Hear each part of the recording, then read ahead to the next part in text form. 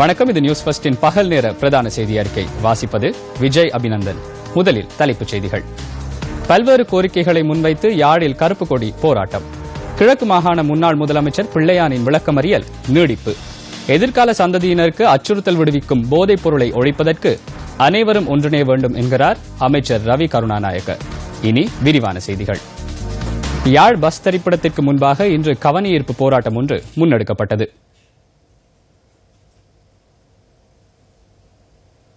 பல்வேறு கோரிக்கைகளை முன்வைத்து இன்று காலை 10 மணி முதல் 11 மணி வரையான 1 மணி நேரம் கவனஈர்ப்பு போராட்டம் முன்னெடுக்கப்பட்டது. ஜனாதிபதி மற்றும் பிரதமர் ரணில் விக்ரமசிங்க ஆகியோருக்கு 5 அம்ச கோரிக்கைகளை முன்வைத்தும் இந்த கவனஈர்ப்பு போராட்டம் இடம்பெற்றுள்ளது.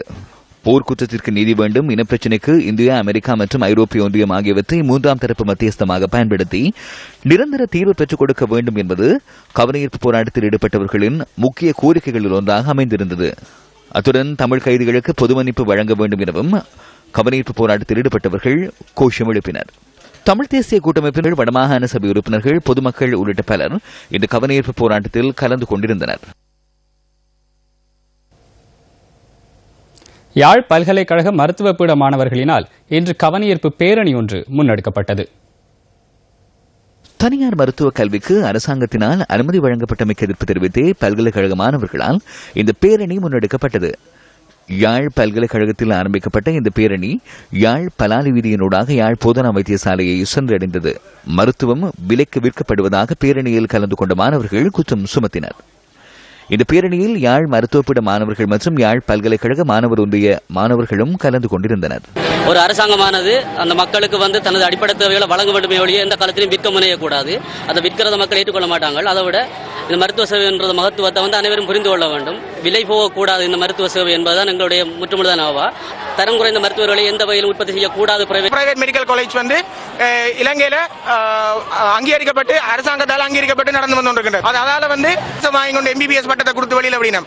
அந்த எம்பிபிஎஸ் பட்டத்தை கொடுத்து விட்டு அவர்கள் என்ன செய்ய போறார்கள்? நாளை வெளியில நாளை மக்களுக்கு ஒரு சரியான வைத்தியத்தை வழங்குவார் அந்த சந்தேகத்துக்குரிய விடயம். அதுக்காக அரசாங்கம் இப்பொழுது பிரைவேட் மெடிக்கல் காலேஜ் அங்கீகரிக்கப்படுது. அரசு வைத்தியர்களின் எண்ணிக்கை வர வர கூடிக்கொண்டு போகுது. அரசு வைத்தியர்களுக்கே வேலை இல்லாத ஒரு சந்தர்ப்பம் வந்து கொண்டிருக்கின்றன. கிழக்கு மாகாண முன்னாள் முதலமைச்சர் பிள்ளையான் என்னும் சிவனேசதுரை சந்திரகாந்தனின் விளக்கமறியல் நீடிக்கப்பட்டுள்ளது.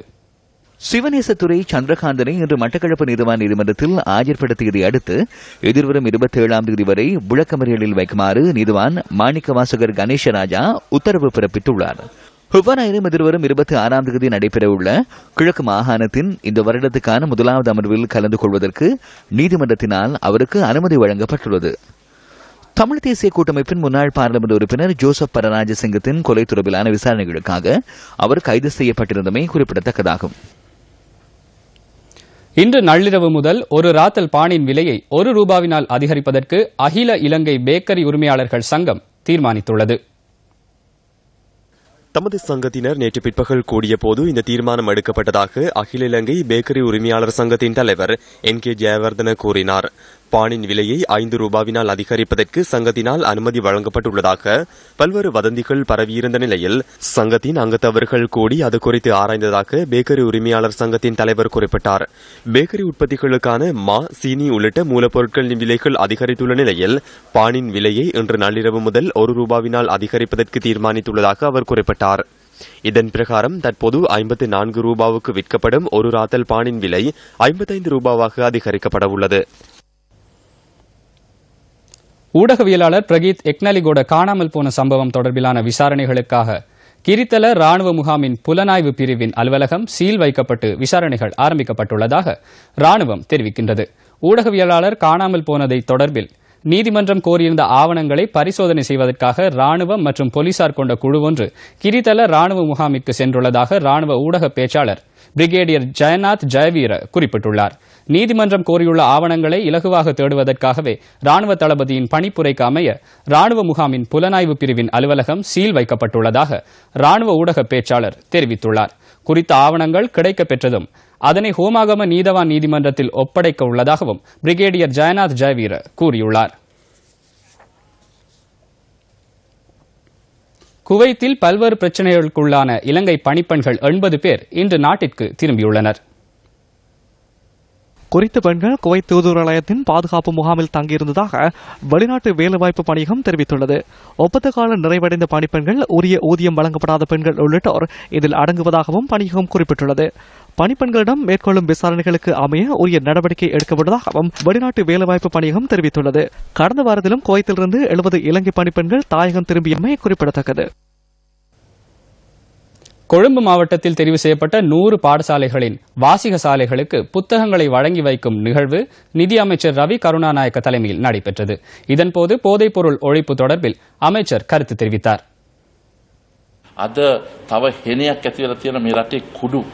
நாட்டின் போதைப்பொருள் பிரச்சினை பாரிய பிரச்சனையாக மாறியுள்ளது. அறியாமையின் காரணமாக அப்பாவி மாணவர்களின் எதிர்காலம் இதன் மூலம் பாதிக்கப்படுகின்றது. குடு பாவனை காரணமாக ஏற்பட்டுள்ள இந்த நிலைமையை மாற்றி அமைப்பது மிகவும் சிரமமாக உள்ளது. அதனை நிறுத்த முயலும் சிலருக்கு மரண அச்சுறுத்தல் கூட விடுக்கப்படுகின்றது. ஆகவே இந்த போராட்டத்துடன் நாம் அனைவரும் ஒன்றிணைவோம். அனைவரும் ஒன்றிணைந்து இதற்கு முடிவு காணாவிடின் எமது எதிர்கால சமூகம் தொடர்பில் அதிக அளவில் அச்சப்பட வேண்டி ஏற்படும். ජයග්‍රහණය කරේ නැත්නම් අපේ ඉදිරි අනාගතයේ පරම්පරාව සම්පූර්ණ නැතර නැති වෙයි කියන බයකුත් අපි ළඟ තිබෙනවා. கருவலகஸ்வெவ அலுத்கம பிரதேசத்தில் நடைபெற்ற வைபவம் ஒன்றில் திறன் விருத்தி மற்றும் தொழிற்பயிற்சி ராஜாங்க அமைச்சர் பாலித்த ரங்கே பண்டார உத்தேச அரசியலமைப்பு திருத்தம் தொடர்பில் கருத்து தெரிவித்தார். நிறைவேற்று அதிகார ஜனாதிபதி முறையை முற்றாக நீக்க வேண்டும் என மக்கள் விடுதலை முன்னணியும் ஸ்ரீலங்கா சுதந்திர கட்சியும் தெரிவித்து வந்தன. தற்போது வெளியில் வந்து பலரும் நிபந்தனைகளை விதிக்க ஆரம்பித்துள்ளனர். இந்த அரசியலமைப்பு திருட்டுத்தனமாக செய்யும் ஒரு விடயம் அல்ல. இந்த அரசியலமைப்பை அங்கீகரிப்பதற்கு இடமளிப்பதில்லை எனவும் அதனை தோற்கடிப்பதாகவும் அபயராமில் கூறியதை கண்டிருப்பீர்கள். இது ரணில் விக்ரமசிங்கவின் தேவை எனவும் இதனை தோற்கடிப்பதாகவும் தற்போது மக்கள் விடுதலை முன்னணி கூறுகின்றது. இன்னும் சிலர் ஜனாதிபதி மைத்ரிபால சிறிசேனவை தூற்றுகின்றனர். புதிய அரசியலமைப்பு திருத்தத்துக்கு கருத்துக்களையும் ஆலோசனைகளையும் கூறாமல் ஒவ்வொரு கட்சிகளும் வெளியில் இருந்து கொண்டு கருத்துக்களை தெரிவிக்கின்றன. வயிற்றுள்ள குழந்தை பெண் குழந்தையா ஆண் குழந்தையா என்பது இன்னும் யாருக்கும் தெரியாது. அதாவது புதிய அரசியலமைப்பை எவரும் இதுவரை கண்டதில்லை. කුසේ ඉන්න දරුවා පිරිමි දරුවෙක්ද ගැහැණු දරුවෙක්ද කියන එක කවුරුත් තාම දැකලත් නෑ. එහෙනම් ව්‍යවස්ථාව මොකක්ද කියන එක කවුරුත් දැකලා නෑ. பஸ் சாரதிகளுக்கு பயணிகள் போக்குவரத்திற்கான சேவையில் ஈடுபட விசேட அனுமதி பத்திரங்களை வழங்கும் நடவடிக்கைகள் ஆரம்பிக்கப்பட்டுள்ளன. முதல்கட்ட நடவடிக்கைகள் மேல் மாகாணத்தில் ஆரம்பிக்கப்பட்டுள்ளதாக மோட்டார் வாகன திணைக்களத்தின் ஆணையாளர் நாயகம் ஜகத் சந்திரசிறி தெரிவித்தார். இந்த திட்டத்தில் 600 தனியார் பஸ் சாரதிகளுக்கு இதுவரை பயிற்சி வழங்கப்பட்டுள்ளதாக அவர் குறிப்பிட்டார். இந்த பயிற்சிகளின் பின்னர் சாரதிகளுக்கு சான்றிதழ் வழங்கப்பட உள்ளதாக மோட்டார் வாகன திணைக்களத்தின் ஆணையாளர் நாயகம் கூறினார்.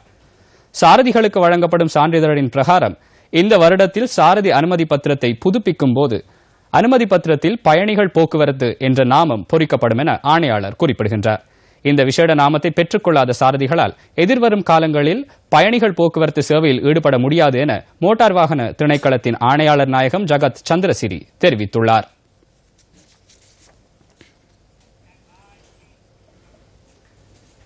நாட்டில் பல்வேறு பகுதிகளில் அபிவிருத்தி நடவடிக்கைகள் முன்னெடுக்கப்படுகின்றன. எனினும் நாட்டில் ஏற்பட்ட அசாதாரண சூழ்நிலையால் பாதிக்கப்பட்ட கிராமங்களுக்கு அபிவிருத்தி எனும் ஒளி வீசாமல் இன்னமும் இருளிலேயே மூழ்கியுள்ளமை கவலைக்குரியதே. முல்லைத்தீவு மாவட்டத்தின் துணுக்காய் பிரதேச செயலாளர் பிரிவுக்குட்பட்ட புத்துவெட்டுவான் கிராமமும் இதில் ஒன்றாகும். வீடு உள்ளிட்ட கல்வி கற்கும் பாடசாலை வரை எவ்வித அபிவிருத்தியுமின்றி மக்கள் வாழ்ந்து வருகின்றனர். புத்துவெட்டுவான் அரசாங்க பாடசாலையில் தரம் 9 வரை காணப்பட்ட போதிலும் தற்போது தரம் 5 வரை மாத்திரமே கற்பிக்கப்படுவதாக பெற்றோர் சுட்டிக்காட்டுகின்றனர். பாடசாலை பிள்ளைகள் எங்களோட பள்ளிக்கூடம் 5ஆம் ஆண்டு முதல் 9ஆம் ஆண்டு மட்டும் இருந்தது.